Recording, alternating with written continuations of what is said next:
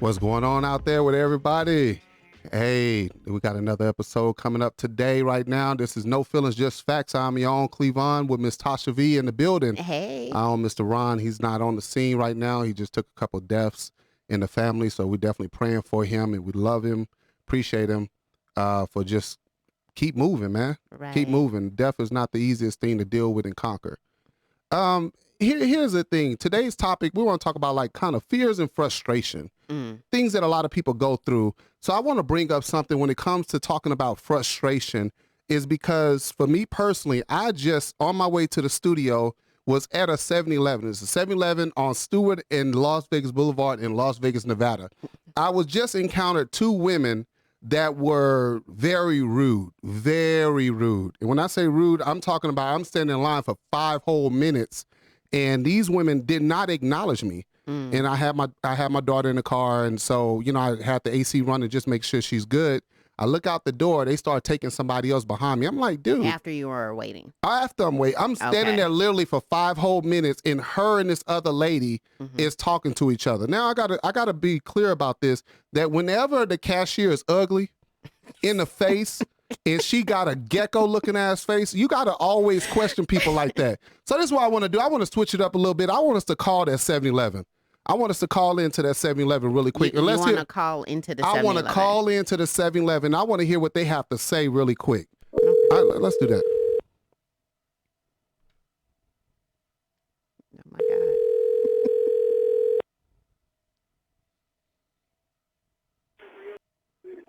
This is Kelly. Can I help you, please? Hey, how you doing, Kelly? Hey, are you the manager? No. No, you're not? This is 7-Eleven off of Stewart and Las Vegas Boulevard, right? No, this is Stewart in Maryland. Oh, this Stewart in Maryland. Okay, I called the wrong one. Okay, let me get the right one on the line. Do you have the one for Stewart and Las Vegas Boulevard? No, I don't. You don't? Sorry. Okay, I'm gonna give that one a call. All right, thank you so much. Okay. All right, you have a good day. All right, we're definitely about to call the right one. I'm so glad you didn't cuss out the wrong person. Oh, no. I got common sense. I got look, you're going to verify everything. I went with 4 degrees. I want to make sure we call it in, because this is the reason why I want to call it in, is when a lot of people are outside and they're dealing with their own issues, a lot of times you run into people that would try to purposely push a button and try to get a reaction out of you. You run into a lot of simple-minded people who would do anything possible to get a reaction out of you so they can become a victim. Gotcha. And we run into that, whether it's in our family, relationships, people on the street, we run into that on a regular. And what happens is a lot of people sit there and take it. And when they take it, it builds up more frustration and animosity within themselves, because they like, damn, I should have said something. I should have did something about it. Okay. So that's why I'm bringing this up right now, because today we're going to do something about it. This is exactly how we're going to do it. I like how you played it safe, though. So you reacted a little at the store, but now she's going to get the full blow because you didn't want the police called. No, I was cool with the police being called. I wanted the police to be called, because the moral of the story is I went in there to just to buy something and get in and get out. And the treatment, I feel, was very disrespectful. And a lot of people will mishandle you based upon the location where you get the service at. When you go to certain areas, you get mistreatment, and a lot of people are expected to take it. That's why I'm saying because today of the area, right? Exactly. No, you got me you got me messed up. you got me messed up, well, because when you mature, this is the reality. When you mature, it changes. Here we go.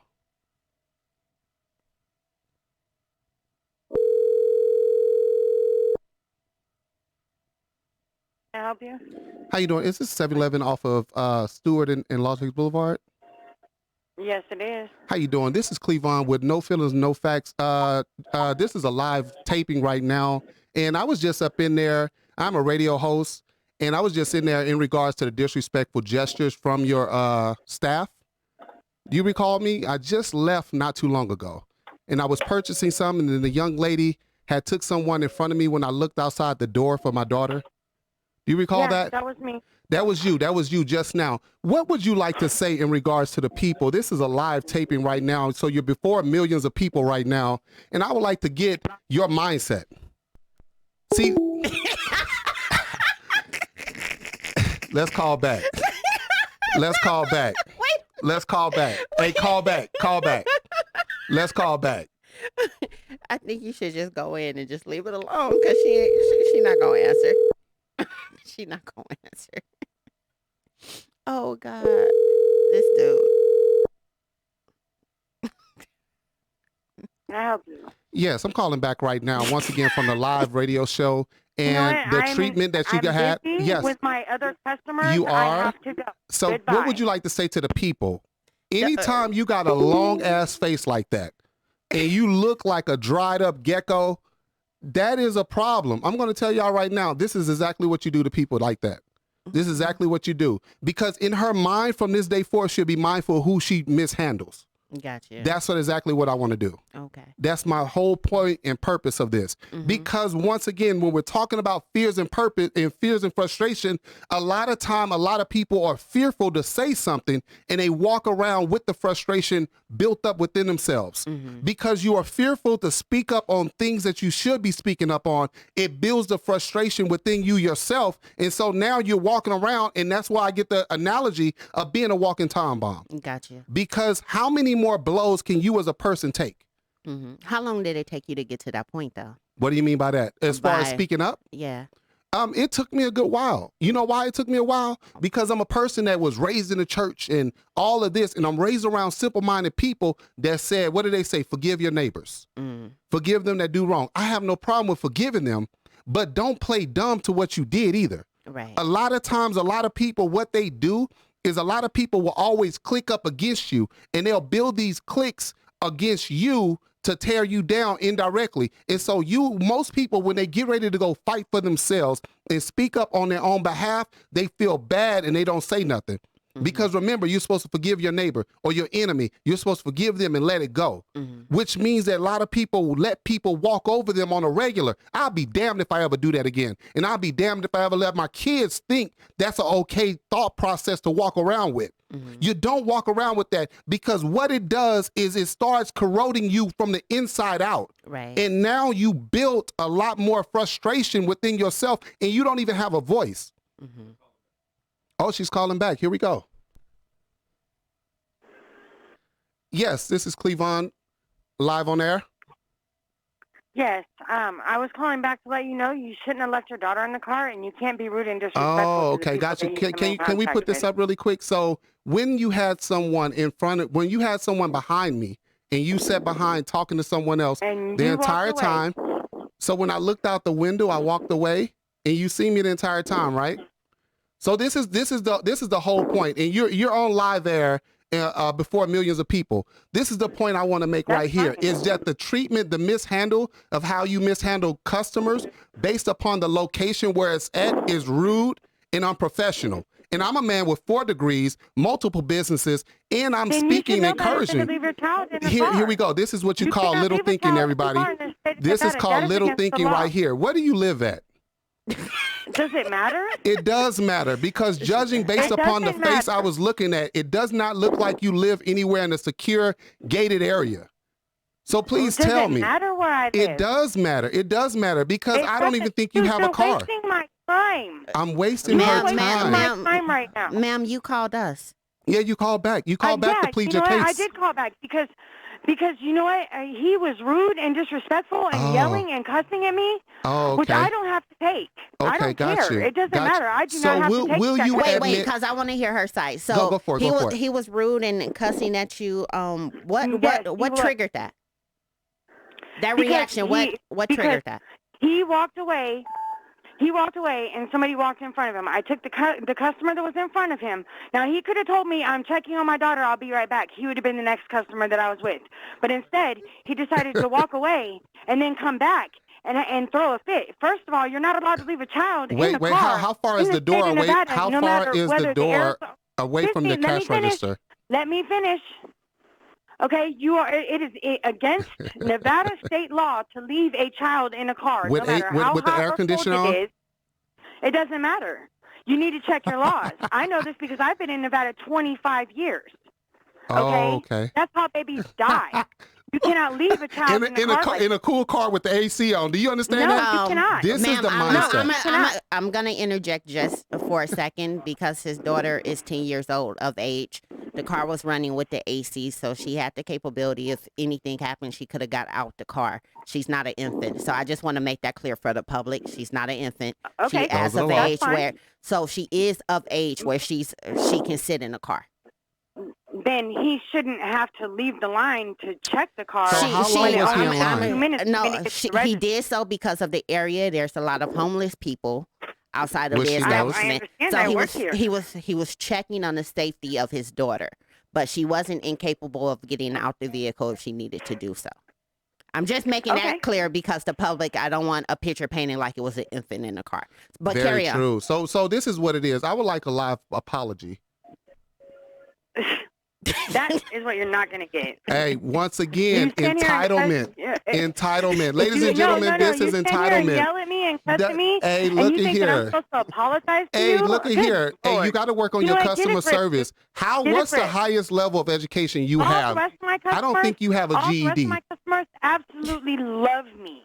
I you're the doubt only me. one that What has the issues. hell? Do you They're think- all homeless. I would love you too if I was homeless. I mean, hey, we you know could. what? Wait, real quick. Get a- How you know long? what? Get a grip. How long was Get he a standing life. in line? Find Why? something better to do Real than quick. harass people that work at 7-Eleven. Yo, how long was he standing in line before he had to walk out of line to check on his daughter?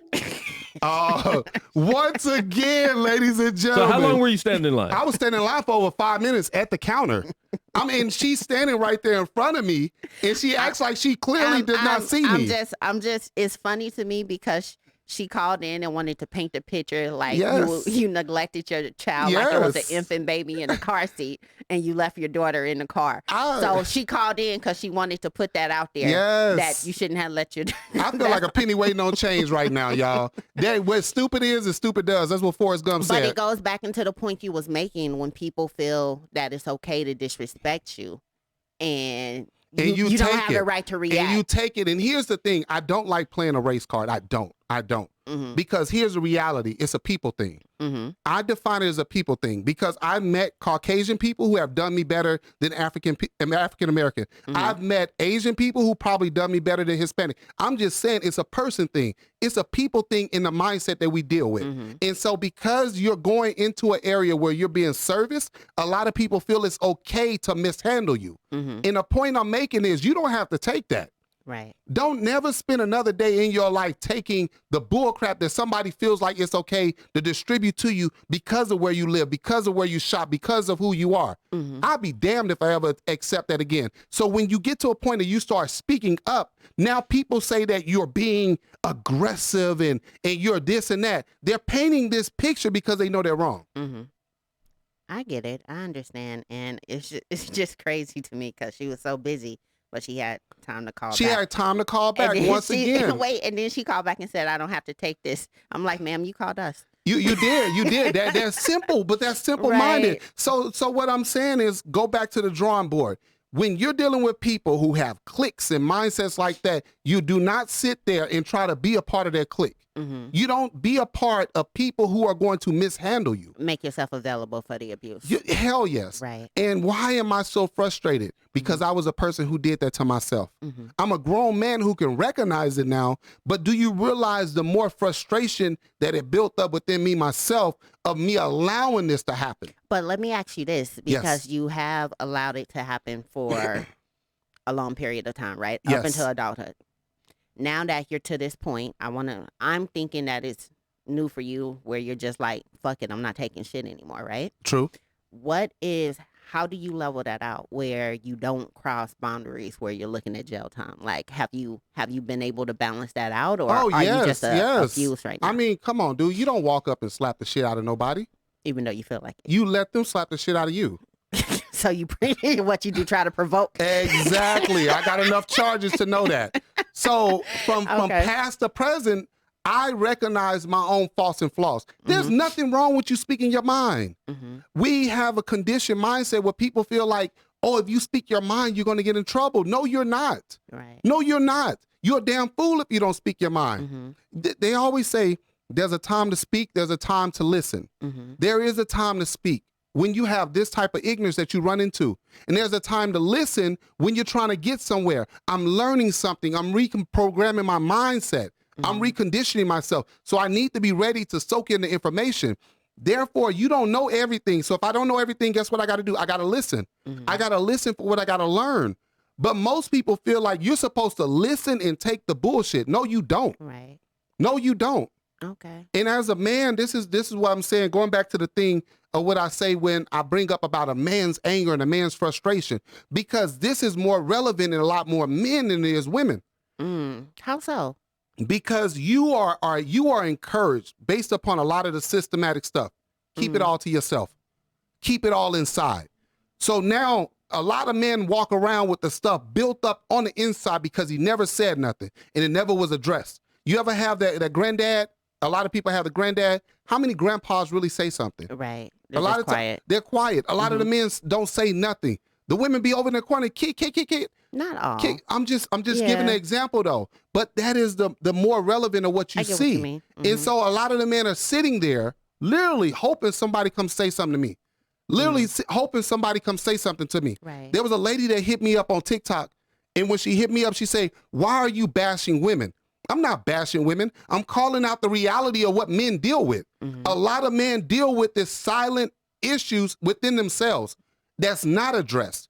And because a lot of women, I'm not against women or defending women. I'm just saying, me speaking up about the men, this is what a lot of men deal with, and it's ignored in our society. So society say he's supposed to take that. He's supposed to endure that. He's supposed to. So in the mindset, I'm supposed to, but I don't have nobody or nothing that's showing.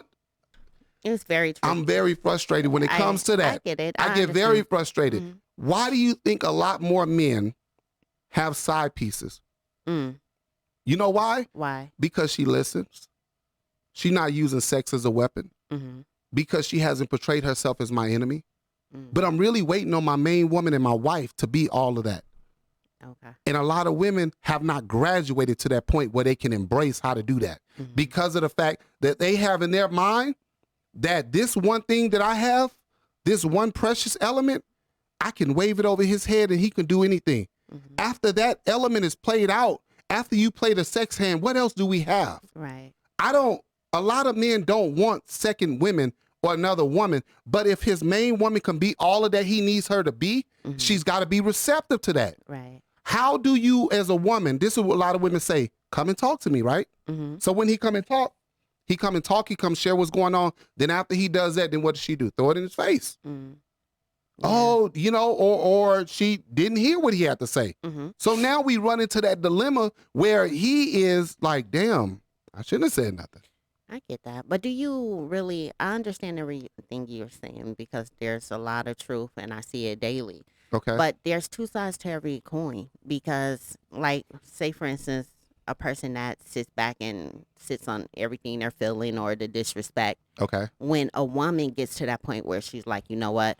I'm not taking no more shit. I'm going to put this out there. She's quickly labeled as a bitch. Or especially if she's black, she's bitter. She's the angry black woman. Okay. So it goes both ways because when a person gets to the point where, you know what, I'm tired of being walked over. I'm tired of being used as somebody's punching bag. Yeah. And they get to that point where they just, you know what? That blow up. Yeah, they get labeled. And no one's taking into consideration all the abuse or the disrespect that they took up until that point. Yes, a lot of times too, and this goes back to when you get into the relational component as well. So now, like you say, the woman, she's angry because she sat there and took a whole lot of stuff over time. Once she gets into this relationship with the man that she's with, what happens is the disconnect is the communication based upon who's feeling what, who's being right and wrong, who wants to be heard. And when the two people get that understanding, now you got a dynamic out of this world. Okay. Without somebody else trying to be in control. But that's what happens with a lot of the relationships. They didn't hear me. She didn't hear me. He didn't hear me. And so now that the other person didn't hear him, what happens? They shut down. So when people shut down, now what happens is somebody else seep into the equation. Somebody else that's been at work being cool with you. Somebody on the outside doing everything right. So you're saying that usually when a man goes and gets another woman, right, it's because he's not being heard at home? A majority of the time. Oh, okay. The majority of the time. Okay. That's a vast majority of the time. You got some men that just want to be conquerors. Mm-hmm. You got some men that just want to conquer and keep conquering and, oh, I can have her, I can have, you know what I'm saying? Mm-hmm. They the boss. And so what do they do as the boss? Every woman that works under him, she need to let him hit it. That mindset happens a lot of times too. Mm-hmm. But I'm talking about when you're in a relationship with someone and we're trying to get there together, what are we doing together to figure this out? Okay. Are we having the misunderstanding? Because I learned today, right? I'll use for a prime example. For me, myself, I learned that all the things that I never would speak on are the things that bother me. Mm. The things that I never bring up. Right. The things, because I walk around with the assumption that the person should know. And so me dealing with a friend of mine was like, you know what? You need to just start being straightforward. Mm-hmm. Put it out there. Whatever the issue is, put it out there. It's uncomfortable though. Right. It's uncomfortable. So how does that make me feel? Now I'm in a vulnerable state. Mm-hmm. Now I'm going to fall into my own depression because I'm like, should I say something? Should I have said something? Should I not say something? Right. And you get to the point where this is the part was missed. Mm-hmm. So that we can fix everything else. Let's talk about this. You follow me? How do you conquer your fear once you're in a vulnerable spot? Because that's a fair question, right? Because if you're feeling like you're vulnerable and there's a fear, how do you surpass that and attack that fear if you already feel like you're vulnerable? You got to address it. My fearfulness is to say something about it. Mm-hmm. Remember what I said earlier is I'm raised in this dynamic where you don't speak on certain things. You don't bring up certain things. You act like low-key that they didn't happen. A lot of people who get molested by relatives and in the community, mm-hmm. you don't speak on it. Because low-key, a lot of people know about it, but they don't speak on it.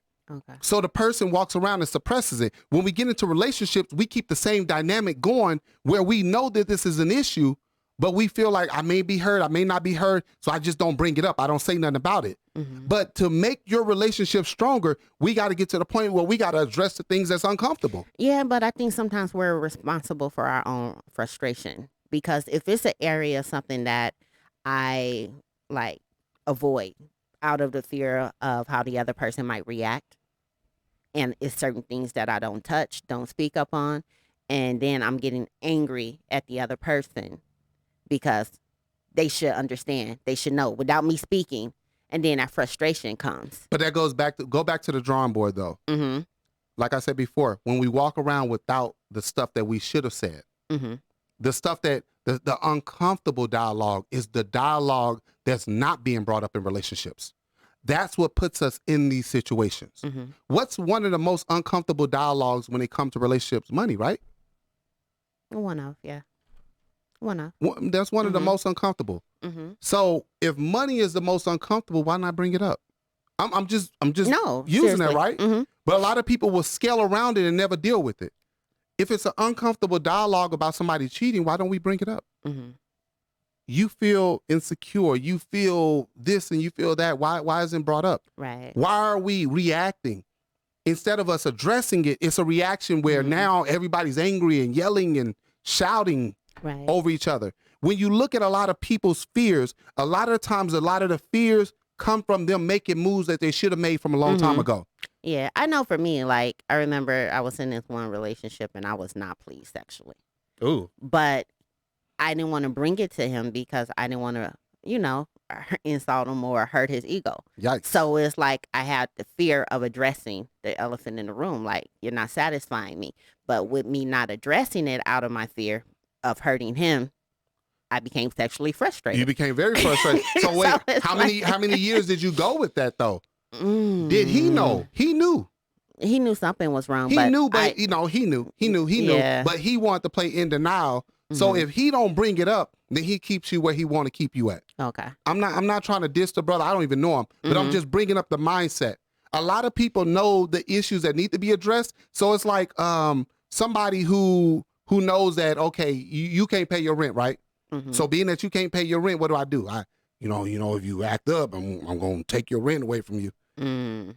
You see that in a lot of relationships where the man used their money to control the woman. Exactly. A lot of times, because mm-hmm. that's what happens a lot of times. So when we're looking at our fears, addressing the things that are uncomfortable, mm-hmm. moving forward. I'll give you a prime example. A lot of people want to do business, right? Mm-hmm. And when it comes to doing business, what I've learned in regards to doing business is you got to take a leap out there. Yeah. You got to make a move that's so drastic that when you make the move, nobody shows up. Mm-hmm. And when nobody shows up, now you get angry and you go through this depression because you're like, what the hell just happened? Right. Now the person's mind is playing, well, had I not paid for that business license, had I not sat down and put all this stuff together, ain't nobody calling me, ain't nobody doing that. You got to give it time to work yourself into place. Mm-hmm. You got to give it time to develop. You got to work at it. Yeah. Even when nobody don't show up, you're going to still be ready when people show up. Mm-hmm. But what happens is people feel like once I launch it, I'm going to be a millionaire tomorrow. It don't work like that. Mm-hmm. The first fear they got to get over is sacrificing the funds to get their license, Right. to get the stuff rolling. Mm-hmm. Then when they get it, because, you know, a lot of people, they like want to be chefs, right? I had a dude I was cool with. He always talked about how good of a chef he was. Right. Food nasty as hell. Food nasty as a mother. This food nasty as hell. And that's my dude. I love him, right? That's my dude. I love him. But here's the reality, right? Food nasty as hell, but whatever. He gonna be a chef. So he's saying he gonna cook. Mm-hmm. Got it. When it came time to him to go get the license, he wanted somebody else to go get the license. When it came time for him to go meet the right people, he always had something else to do. It was his fear. Exactly. It was his Some fear. people like to talk, Mm-hmm. and a lot of people aren't ready to make those moves that are necessary to get them in position. Right. And when you sit around people who talk all day, when you sit around people who are big dreamers, they instill more fear within you where you will never make the move. Mm. You are great at whatever it is that you do, but you'll never make the move because what? Nobody around you is thinking to that purpose. Right. A lot of people don't understand. A lot of people know what you're capable of, right? Mm-hmm. That's why a lot of people hold on to you in bad relationships. Mm. Very true. That's very true. Am I right or wrong? Yeah. So in a bad relationship, they know, oh, you know, I got Tosha. Mm-hmm. Yeah, me and Tosha. You're the main Right. one to go to. Mm-hmm. You're the main go-to. So you're the benefit for them. Right. So Tasha's the benefit for them. And they want to keep Tosha right here. You ever try to walk down the hall and somebody always in your way, Mm-hmm. moving back and forth? Right. That's a frustrating feeling. Mm-hmm. How about if you have people that walk with you? But a lot of times, a lot of people aren't surrounded with that, which instills more fear within them Mm-hmm. because fear breeds fear. I get that. I have a relative. He would always tell me, he'd say, why are you doing that? Why are you doing this? I'm a big visionary. Mm-hmm. And I had an opportunity to do something, right? And I'm like, hey, I need to do this, and I'm going to do this. What the fuck are you doing all that for? Why are you tearing all that stuff out? I'm like, because this will work here, and you put this here and this. So had I listened to him, I wouldn't have never achieved nothing. Right. So do you think we as individuals put too much responsibility on others to make it happen for us? Because you said that if we keep people around us, their fear would cause us to be frustrated and stagnant, right? Yes. So, like, how should we move as individuals where we don't have those outside factors hindering us? I'll say this, okay? Like, you get in a relationship, right? Mm-hmm. Let's kind of use you as an example. Mm-hmm. You got into a relationship with a man, and you were like, okay, I'm ride or die with him, right? Mm-hmm. This my man. Did the Right. marriage work? Nah, How much did you progress? I didn't. Exactly. I didn't. So by you linking up with him, it took you to a comfort of you didn't want to be in, but you stayed in. It was more of, in my situation, it was more of me putting out the energy behind him versus that's what being I'm focused on saying. me. You Yeah. are, so listen to what I'm trying to tell you.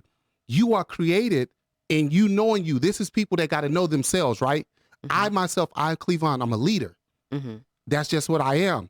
But me following people who can't lead me is always going to be detrimental for me. Mm-hmm. But you are a woman who pushes the envelope. Mm-hmm. So you got behind somebody with hopes that they would catch on to what you're created to do. Okay. And so now you just wasted your time. Mm-hmm. So when you get into a relationship where you're like, okay, I'm going to go for it because you've been in so many fearful situations, it's like, well, I may get the same results. Mm. Yeah. If everybody around you, think about your circle. This is what happens. When people look at their circle, when you look at your circle, how much progression is in your circle? How many talkers are in your circle? How many wannabes is in your circle? How many people got big dreams but no reality in your circle? Right. And when you look at that circle, is that circle instilling fear or purpose in you? And 90% of the time, they're instilling fear. The people who have people that push them are ready to jump in there and say, come on, let's run with it together. A lot of people don't have that. Right. So we go back to what's norm, which is our fear. I work a 9 to 5.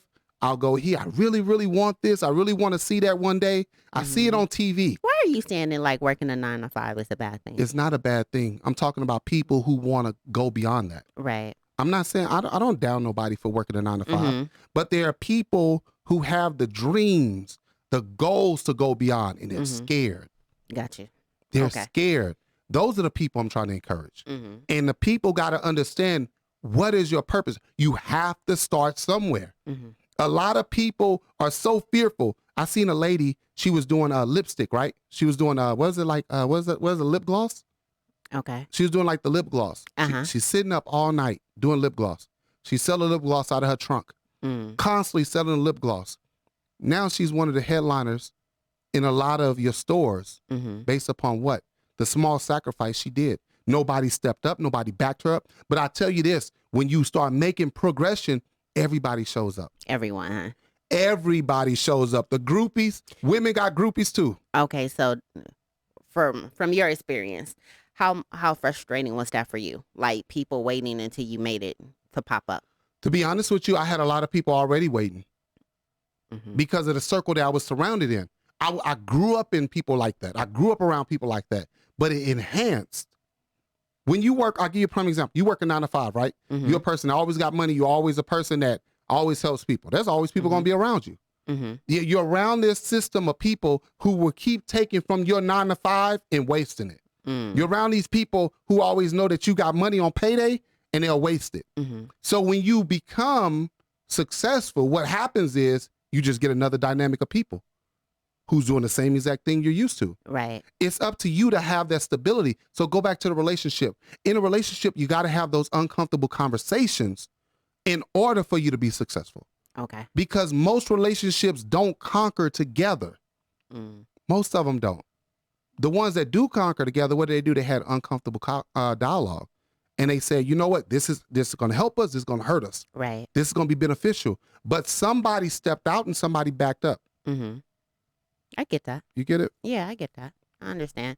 So, like, what I'm trying to get to is, how do you think fear and frustration works together? Because to me, there's always one that leads to the other. Yes. So my fear of me doing what I need to do makes me frustrated from what I need to do. I'm fearful to go do something, right? And I'm internally frustrated because I never made the move to do it. Right. So you launch a company, right? I'm supposed to have been launched this company 5 years ago. And I come up with every excuse every 5 years, all 5 years, where I'm going to do it later. I'm going to hook it up later. I'm going to set it up. When I get this, I'm still buying stuff. I'm still trying to pay off stuff. 5 years. So now my fear has made me frustrated because I've seen other people start achieving what I should have achieved. Right. So you got to get to the point where you have to just jump out there. You know, a lot of people, when they throw the kids in the pool, they throw the kids in the pool, and when they throw them in there, what do they expect them to do? Start swimming. But you do have those kids who just freeze up and go to the bottom. And they just go to the bottom, right? Yeah. It ain't for everybody to swim. It ain't for everybody. But for the people who know that they got to get there, that's the challenge right there. Okay. I've never, I can say for myself, right? I've never been in a relationship where I had uncomfortable dialogue. Never. Why is that? Because you're a talker. So why is that? Because I dealt with people who didn't hear me. Deep. I dealt with people who wasn't ready to hear what I had to say. I dealt with people who put this mindset that he's like this, he's like that. Being in a relationship, people always use that terminology, narcissism and all that. I never looked into it until people start bringing it up. And it's the person who always tells you are. That's it. Yeah. I don't, what the hell? Like, I'm me. I'm just being me. But the person to go spread, that if you ever try to be a part of somebody else's clique, that is the stupidest thing you ever try to do. When you try to be in somebody else's circle, that is the dumbest thing I've ever done. When I'm trying to validate myself in these people's circle and these people are pushing me away, because why? Why did you feel a need to do that? Why? Because a lot of people want to be accepted a lot of times. Okay. A lot of people want to prove their worth a lot of times. A lot of people want other people to see what they're capable of. But what happens is you're setting yourself up for failure. Okay. And so now you're setting yourself up to be frustrated and angry and all this other stuff because you didn't counsel yourself out from people who didn't matter. Gotcha. That happens quite a bit. What you gonna say? No, I totally understand where you're at with it. I understand the level of frustration that becomes, especially when you have a circle of people where it's all fear. So, and you're the one that's trying to push things along. Yes. And it seemed like their fear is hindering you. They are fearful. But all right, look at the relationship component, right? Like I'm working on a new relationship right now. Mm-hmm. I'm working on it. And in a relationship, I'm doing what I've never done before. Mm-hmm. Let me have an uncomfortable conversation, because if we can be uncomfortable, then one day we'll be comfortable. Right. But most people who are comfortable are not growing. Mm-hmm. It's the ones who are uncomfortable who's growing. Right. So let's have these uncomfortable dialogue conversations so that we can grow, so we can get there and have an understanding. Will it be frustrating? Yeah. Will it be depressing? Yes. Is it misunderstood? Yes. But is it needed? Yes. Gotcha. Yes, it's needed. Okay. And that goes to the part of how do you support somebody you don't understand? I mean, honestly. Go for it. I don't, when I think of a relationship, right? Uh-huh. Sometimes it's going to be some things where I'm not going to understand how my partner's moving or why he's moving in a certain way. I just have to trust that whatever he's doing is for the best of both of us. So it's a lot of times where I might not understand, but I'm not going to be like, don't do that, or why are you doing that? I'm just trusting him to lead. I get what you're saying. You know what I mean? See? So some people feel like they have to make sure that their partner is on the same page. Uh-huh. I'm not like that. If I can trust you to lead, then you don't have to explain it to me. See, but I've never been in a relationship like that. Okay. You get it? You get the psychological aspect of it? Yeah. I've never been in a relationship where a woman was like, go lead. Never verbally said it either. Right. Baby, go lead. I've been in a relationship where like, he think he better than everybody else. Right. He over here trying to show. Now they built these cliques against you. Once again, here go the cliques. People build cliques because they don't want to deal with the true reality of you. So now they built the clique, and here we are in this position. I've never been in a relationship where somebody say, go do what you got to do. Let's go for it. Yeah, I don't know. For me, I'm the type where I don't want everything really explained to me, especially if it's not my area. You know what I'm saying? It's not my lane. So I'm going to just trust my man to handle his lane and let me know what he needs from me in support. But do he let you know that, though? What? Do you let him know that?